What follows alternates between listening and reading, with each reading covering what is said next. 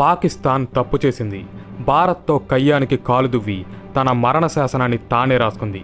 ఈ దుస్సాహసానికి పాక్ పాలకులు భారీ మూల్యం చెల్లించక తప్పదు. ప్రస్తుతం సరిహద్దుల్లో భారత్ పాక్ సేనల మధ్య భీకర పోరు జరుగుతుంది. యుద్ధ భూమిని క్లియర్గా భారత వార్ మెషిన్ డామినేట్ చేస్తున్నాయి. అతి త్వరలోనే ఇండియన్ ఆర్మీ పాకిస్తాన్ కొమ్ములు విరగ్గొట్టి మోకాళ్ళ మీద కూర్చోబెట్టింది అనే న్యూస్ మనం వినబోతున్నాం. అందుకే ఈ వీడియోలో ఇండియా పాక్ మధ్య జరుగుతున్న ఈ పోరాటంలో మన దేశ సైన్యానికి బ్యాక్ బోన్గా నిలిచి ఇండియా విజయానికి పాకిస్తాన్ పరాజయానికి కారణమవ్వబోయే మోస్ట్ పవర్ఫుల్ ఇండియన్ వెపన్స్ గురించి తెలుసుకుందాం. ఈ ఆయుధాల దెబ్బకి పాకిస్తాన్ భవిష్యత్తులో 4 ముక్కలుగా విడిపోయినా ఆశ్చర్యం అక్కర్లేదు. అయితే వీడియో స్టార్ట్ చేసే ముందు ఒక చిన్న నోట్. నేను ఇక్కడ ఎటువంటి సీక్రెట్ ఇన్ఫర్మేషన్ని కూడా బయటకు రివీల్ చేయట్లేదు.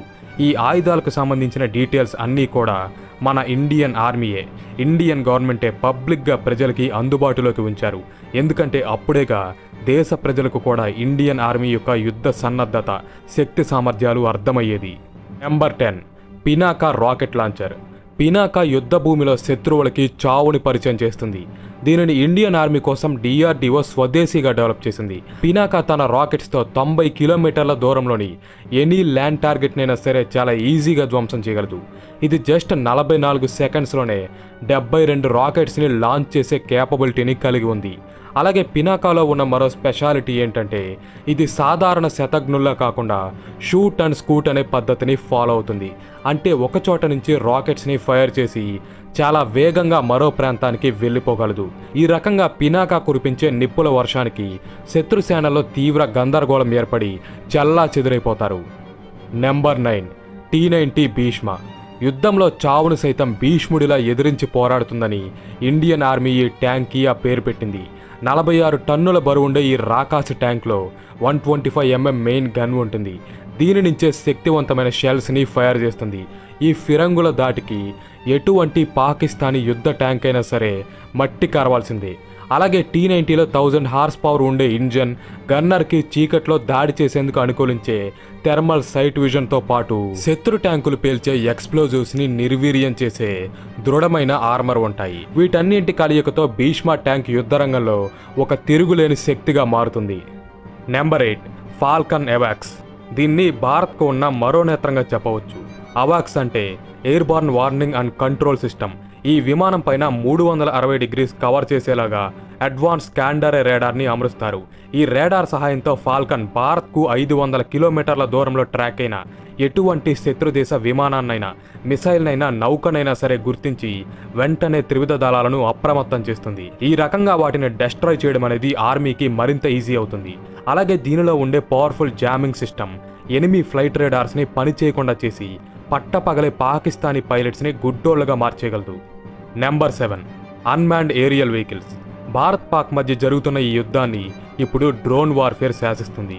ఇవి ఎటువంటి విధ్వంసకర ఇంపాక్ట్ని చూపించగలవో మనం కల్లారా చూడొచ్చు. భారత్ దగ్గర కమకాజ్ సూసైడ్ డ్రోన్స్ నుంచి సర్వేలెన్స్ వరకు రకరకాల కాంబాట్ డ్రోన్స్ ఉన్నాయి. ఆధునిక యుద్ధంలో వీటిని డెడ్లీగా మార్చే అంశం వీటిలోని స్టెల్త్ ఫీచర్. ఇవి సైజులో ఫైటర్ జెట్స్ కన్నా చిన్నగా ఉండడంతో పాటు తక్కువ ఎత్తులో ఎగురుతాయి కాబట్టి వీటిని ట్రాక్ చేయడం శత్రు రాడార్లకు కష్టమవుతుంది. పైగా ఈ డ్రోన్స్ని ఆపరేట్ చేయడానికి పైలట్స్ అవసరం లేదు కాబట్టి ప్రాణ నష్టాన్ని కూడా తగ్గిస్తుంది. వీటితో మనం ఎనిమీ రాడార్ ఇన్స్టాలేషన్స్ మీద, బంకర్ల మీద, మిసైల్ సైట్స్ మీద దాడి చేసి కోలుకోలేని దెబ్బ కొట్టచ్చు.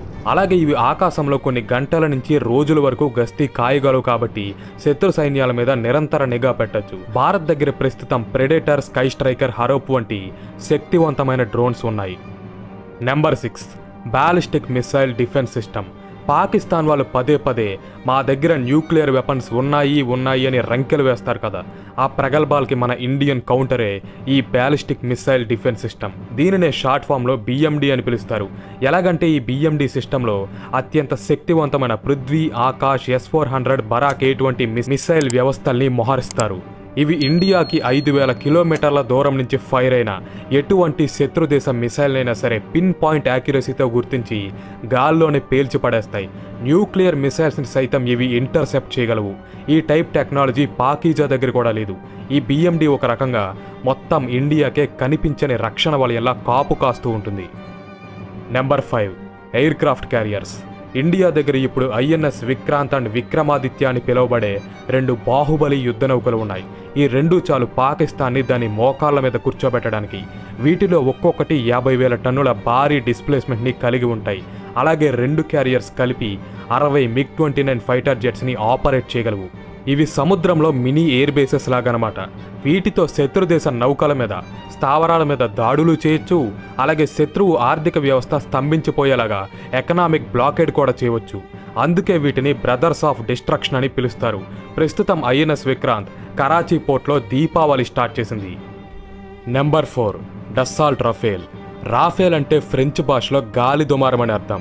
పేరుకు తగ్గట్టుగానే రాఫేల్ విమానాలు యాక్షన్లోకి దిగాయంటే శత్రు సేనల్ని తుఫాన్ లాగా అల్లల్లాడిస్తాయి.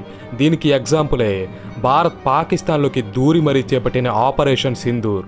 పీఓకే అండ్ పాకిస్తాన్లోని 9 ఉగ్ర స్థావరాలను నేలమట్టం చేయడంలో రాఫేల్ జెట్స్ కీలక పాత్ర పోషించాయి. ముఖ్యంగా దీనిలోని hammer stand off missile and SCALP cruise missiles ఉగ్రవాదుల్ని చావు దెబ్బ కొట్టాయి. వీటి దాటికి పాకిస్తాన్లో అర్ధరాత్రి 2 గంటలకే సూర్యోదయం జరిగింది. డస్సాల్ట్ రఫేల్ ఒక multi role fighter aircraft. అంటే ఇది ఒక పక్క శత్రువుల మీద దాడి చేస్తూనే మరో పక్క వారు చేసే దాడుల్ని తిప్పికొట్టగలదు. సరిహద్దుల నుంచి 2000 కిలోమీటర్ల దూరంలోని ఎలాంటి మిషన్ అయినా సరే సక్సెస్ఫుల్గా పూర్తి చేసి తిరిగి రాగలదు. అవసరమైతే న్యూక్లియర్ వెపన్స్ని కూడా ప్రయోగించగలదు. డిఫెన్స్ ఎక్స్పర్ట్స్ ప్రకారం భారత్ దగ్గర ఉన్న 36 రాఫేల్సే 100 పాకిస్తానీ F-16తో సమానం. నెంబర్ 3 బ్రహ్మోస్. భారత అమ్ముల పొదిలో ఉన్న బ్రహ్మాస్త్రమే ఈ బ్రహ్మోస్ మిసైల్. దీనిని ఇండియన్ అండ్ రష్యన్ సైంటిస్టులు కలిసి జాయింట్గా సృష్టించారు. సౌండ్ స్పీడ్కి 6 రెట్ల వేగంతో ప్రయాణించే బ్రహ్మోస్ భారత్కు 700 కిలోమీటర్ల దూరంలోని ఎలాంటి టార్గెట్నైనా సరే అత్యంత వేగంగా ఛేదించగలదు. దీన్ని నింగి, నేల, నీరు ఇలా ఏ ప్లాట్ఫామ్ నుంచైనా ఎక్కడి నుంచైనా ప్రయోగించవచ్చు. బ్రహ్మోస్లో ఉండే యూనిక్ స్టెల్త్ ఫీచర్ కారణంగా దీని గమనాన్ని పసిగట్టడం శత్రు రేడార్లకి ఆల్మోస్ట్ ఇంపాసిబుల్. ఒక్కసారి బ్రహ్మోస్ మిసైల్ గనక లాంచ్ అయ్యింది అంటే దీన్ని టార్గెట్ చేరకుండా ఆపడం పాకిస్తాన్ తరం కాదు. Number 2 Sukhoi jet. Sukhoi Su-30 MKI మొత్తం ఇండియన్ ఎయిర్ ఫోర్స్కే వెన్నెముక లాంటి యుద్ధ విమానం. 260 ఫైటర్ జెట్స్తో సుకోయ్ ఇండియన్ ఎయిర్ ఫోర్స్లోనే మోస్ట్ న్యూమరస్ జెట్గా మారింది. దీన్ని స్పెషల్గా భారత్ కోసమే రష్యా డిజైన్ చేసింది. గంటకి 2200 కిలోమీటర్ల వేగంతో ప్రయాణించే సుకోయ్ 3000 కిలోమీటర్ల ప్రాంతంలోని ఏ లక్ష్యాన్నైనా సరే తునాతునకలు చేసి తిరిగి రాగలదు. ఆకాశంలో గరుడ పక్షిలా ముందుకు దూసుకెళ్లే సుకోయ్ని చూస్తేనే పిచ్చుకల్లాంటి పాకిస్తానీ విమానాలు హడలెత్తిపోతాయి. నెంబర్ 1 అగ్ని 5. అగ్ని 5 ICBM. దీనినే తెలుగులో ఖండాంతర బ్యాలిస్టిక్ క్షిపణి అంటారు. అగ్ని 5 ICBM ఇండియాకి 5500 కిలోమీటర్ల నుంచి 8000 కిలోమీటర్ల లోపు ఉన్న ఏ ప్రాంతం మీదనైనా సరే దాడి చేయగలదు. 1.5 టన్నుల బరువుండే న్యూక్లియర్ వార్హెడ్ని మోసుకెళ్లే అగ్ని 5 దాటికి ఎంత పెద్ద మహానగరమైనా సరే బూడిదైపోతుంది. 2014లో దీన్ని మొదటిసారి ప్రయోగించినప్పుడు మొత్తం ప్రపంచమే బిత్తరపోయింది. ఇది మొత్తం చైనాలోని ఏ నగరాన్నైనా ఏ ప్రాంతాన్నైనా సరే అర్ధగంటలోనే చేరుకోగలదని తెలిసి చైనా గుండెల్లో అణుగుబులు మొదలైంది. ఇక పాకిస్తాన్కైతే ఈ మిసైల్ కాలరాత్రిని చూపిస్తుంది. ఇంతటి శక్తివంతమైన ఆయుధాన్ని దేశానికి అందించినందుకు DRDOకి హ్యాట్స్ ఆఫ్. అయితే భారత్ దగ్గర ఉన్న ఆయుధ సంపత్తి ఇవి మాత్రమే కాదు. వీటితో పాటు 14 లక్షల యాక్టివ్ సైనికులు, 10 లక్షల రిజర్వ్ దళాలు, 2000 యుద్ధ విమానాలు, 150 వార్షిప్స్తో భారత్ సర్వసన్నద్ధంగా ఉంది. అయితే భారత్ ఎప్పుడూ యుద్ధాన్ని కోరుకోదు, శాంతినే కోరుకుంటుంది. అలా కాదని భారత్ని రెచ్చగొడితే మాత్రం సరిహద్దుల్లో రూపురేఖలే తారుమారవుతాయి. ఇది పాకిస్తాన్ పాలకులు గుర్తుంచుకోవాలి. జై హింద్.